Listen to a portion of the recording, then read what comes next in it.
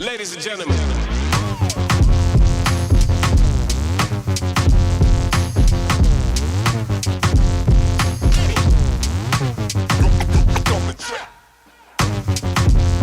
Hello and welcome back. Here we are. We got ourselves week 10, and boy, it's a doozy.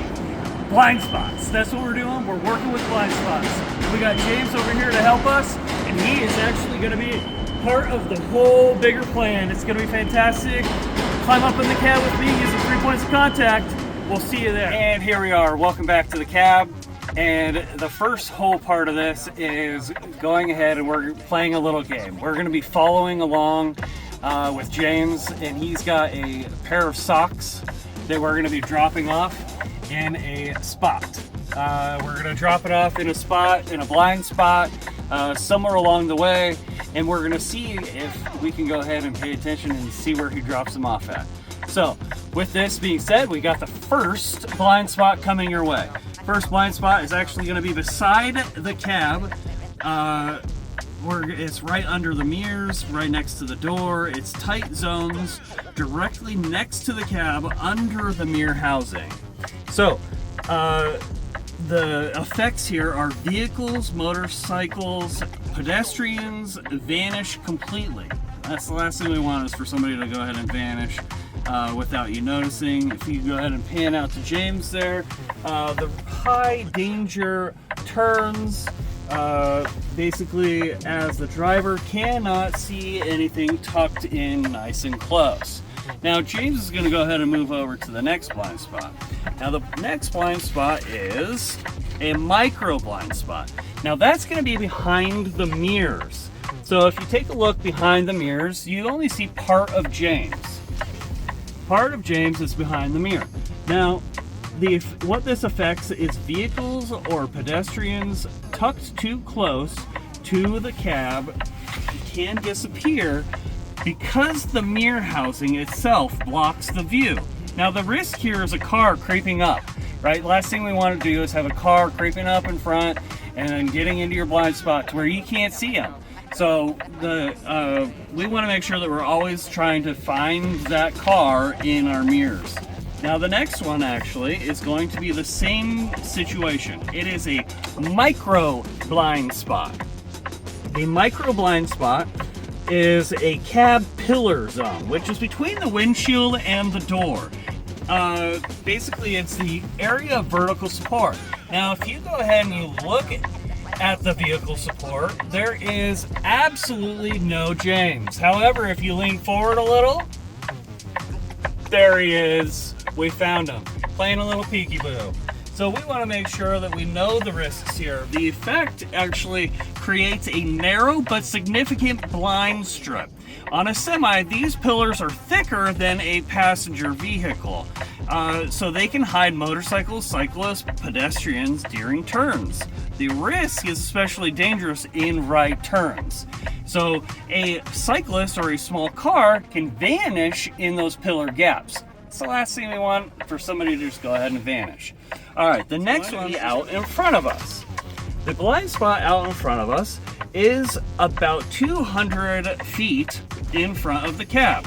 Now the elevated cab, 20 feet, not 200, 20 feet out in front of the cab. The elevated cab blocks the driver's view of the vehicles cutting it too close, or pedestrians, and James is out there demonstrating the 20 feet. The risk here, cars stopping suddenly can be run over before the truck can react. Now, pedestrians also going across crosswalks, it's always important to go ahead and make sure. Oh, where did James go? Oh, there he is. Always want to make sure that we're paying attention, especially at those crosswalks, because pedestrians, just like James did, can definitely hide in the front of that cab. Now, the next one is going to be the convex mirror. So if you go ahead and actually pan out here, we got the little convex mirror. He is partially hidden, but it is still a notable blind spot. Now, this is where we want to think about animals possibly darting out in front of us. it is a possible blind spot for us. So we want to make sure we're always moving, keeping our head on a swivel. Now the next one, again, is going to be exactly what we talked about over on the other side. It's going to be that pillar. That pillar, James is gone. It's that big of a pillar. All you got to do is try to pay attention and make sure that you're moving and maneuvering and making sure that you're rocking back and forth. Now, over here is the mirror where he is partially gone. However, you can still see him. Now, we have large mirrors that go up really tall in some of our old tractors. Now, when those large mirrors play into a factor here, James will be completely gone and you won't be able to see any of them. Now, our next one we also talked about is over on the other side of the door, which is right here. Now, if you go ahead and pay attention in the mirrors, you can barely see him with the camera view. Now, with our old mirrors, you can't see him completely. So we want to make sure that we're trying to pay attention to all of our mirrors and all of our angles, so that way we can really nail it down to where James is. Now the next one here is actually the right side blind side, right? The passenger side. 2 lanes wide, running the full length of the trailer. Effects is going to be the largest blind spot. Mirrors cannot cover it fully. Vehicles linger here. We want to go ahead and vehicles linger here risk being crushed during lane changes or wide right turns. Now, if you go ahead and lean out this way a little bit, we'll go ahead and see James in that spot. He's out there. Go ahead and lean out. There he is. Bingo. Found him. Waving those socks. All right. Next blind spot is going blind spot. Rear blind spot is directly behind us. Extends nearly 200 feet behind us. Now, yes, I said 200 feet in front of us. That was a little oopsie. Meant to say 20. Behind us is actually 200. So if you can't see the mirrors, they can't see you. So if you're a semi-truck driver, you know exactly what I'm talking about. You're looking in your mirrors, you got somebody behind you, they can't see you because you can't see them.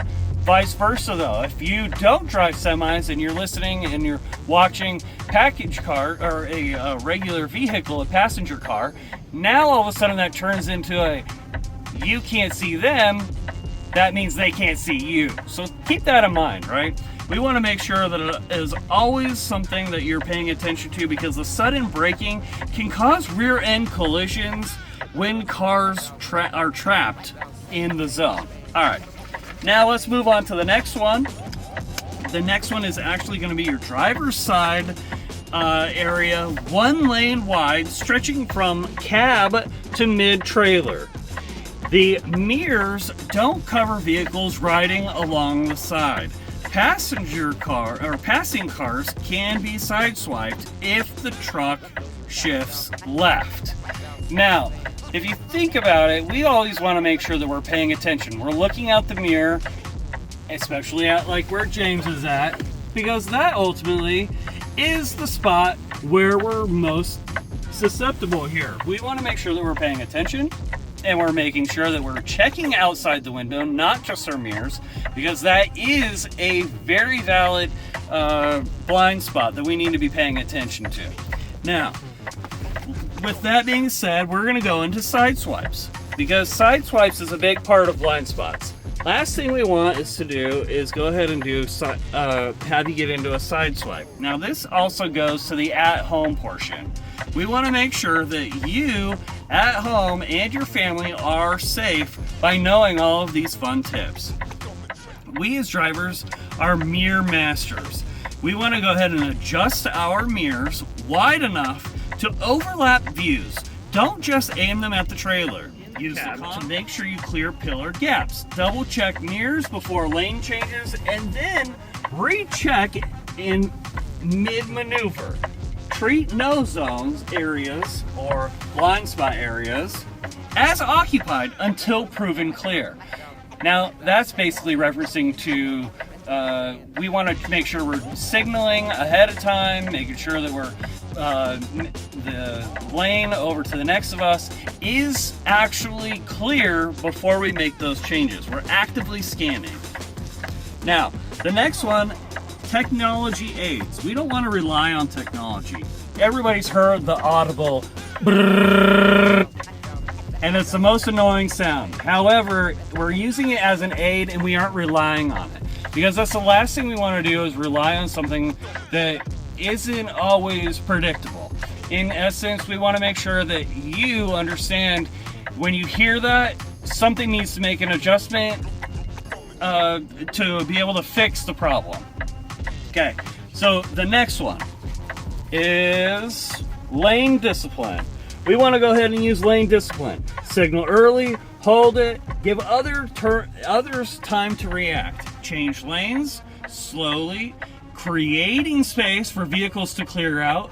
Avoid drifting between lanes and commit only when the zone is clear. We want to make sure that you are completely safe before you jump in. Now, last one, defensive spacing. Leave buffer zones around the truck so cars don't linger in your blind spots. Control speed to discourage vehicles from camping along the side of you.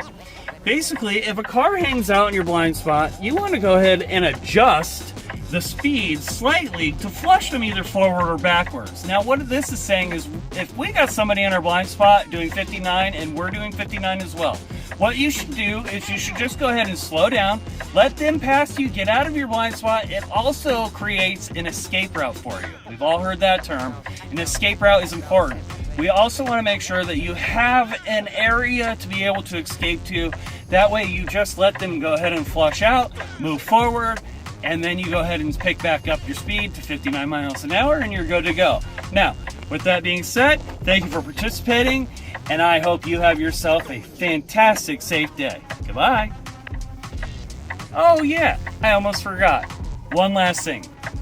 Where are the socks? I'll let you find them. Have a good one.